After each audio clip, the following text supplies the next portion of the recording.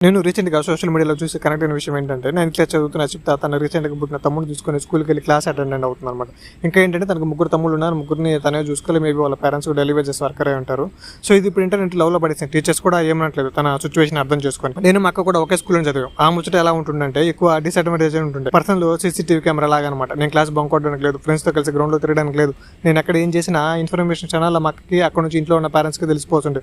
Live telecast అయిపోతుండే. మీ తమ్ముడు ఎగ్జామ్‌లో చూసి రాస్తున్నాడనో లేక మార్కులు తక్కువ వస్తున్నాయనో వాడు అసలు చదవట్లేదని తెలిసిందనుకో, ఆ రోజు అది ఇంట్లో స్పెషల్ రిపోర్ట్గా తీసుకుంటుండే. ఏదో ఒక దూల పని చేసినందుకు క్లాసులో సార్ నన్ను కొడుతుంటే అది కూడా మక్క తెలిసిపోతుంటే నొప్పి పైగా పరువు నష్టం. కానీ అడ్వాంటేజ్ ఏంటంటే నన్ను ఎవరైనా ఏమైనా అనడానికి భయపడుతుండే. అరే వాడినంటే వాళ్ళ ఊరుకోదరా వస్తుందని. మాకు 100 ఉంటాయి అయినా పక్కన వాడు ఒకటి అనడానికి లేదు. అది సార్ అయినా సరే తప్పు లేకుండా అంటే అసలు ఊరుకునేది కాదు. అది అక్క ప్రేమ అంటే. నేను మా అక్క గవర్నమెంట్ స్కూల్ చదువుకున్నాం. నాకంటే అక్క 1 year ముందే స్కూల్కి వెళ్ళిపోయింది. అక్క వెళ్ళినప్పుడు చొక్కనే స్కూల్కి వెళ్ళి రావడం జరుగుతుంటుండే. అక్క ఉన్న రోజు త్వరగా స్కూల్ చేంజ్ అయితే బాగుండు అనుకుంటుండే. బట్ తను వెళ్ళాక బాగా మిస్ అయ్యాను స్కూల్లో వెళ్ళి వచ్చే దారిలో.